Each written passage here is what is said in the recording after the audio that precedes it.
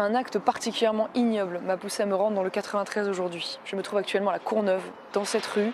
Derrière moi, Monique, 83 ans et handicapée, a été agressée et violée par 2 clandestins algériens, Benaouda Daoudi et Anes Ben Khalifa, il y a quelques jours seulement. L'un d'eux sortait de prison et le second était déjà sous OQTF, obligation de quitter le territoire français, ou plutôt devrais-je dire invitation, quand on sait que ces obligations ne sont exécutées que dans 6% des cas à cause du laxisme de notre gouvernement. Je suis venue ici pour parler de ce crime car je suis profondément indignée que cette affaire monstrueuse n'ait suscité que très peu d'écho médiatique et politique.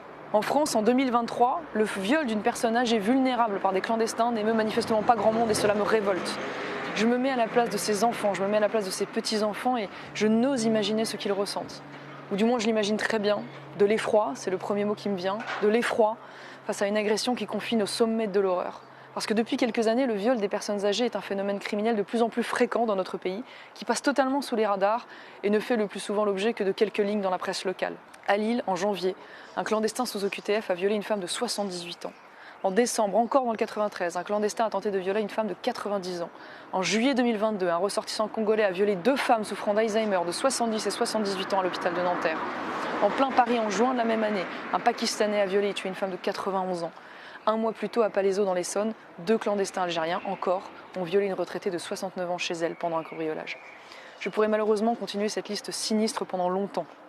Je ressens de l'effroi, mais je dois dire que je ressens aussi beaucoup de colère. Emmanuel Macron a fait son dernier coup de com' en nous parlant de décivilisation.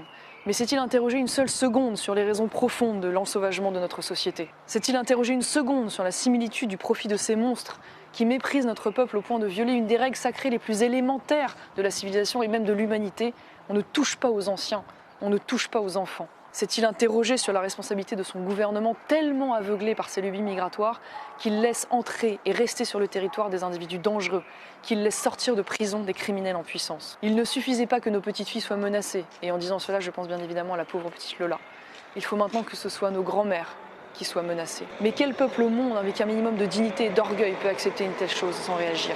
Quel peuple peut accepter que son gouvernement n'assume pas la plus essentielle de ses missions, protéger les citoyens dont il a la charge? Ah oui, je sais déjà qu'ils m'accuseront de récupération, de racisme, de démagogie ou je ne sais quoi d'autre.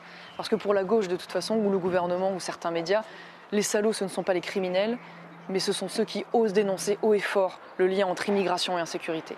Alors je vous demande de ne pas vous laisser intimider. Je vous demande de ne pas laisser ces victimes et ce phénomène dans le silence.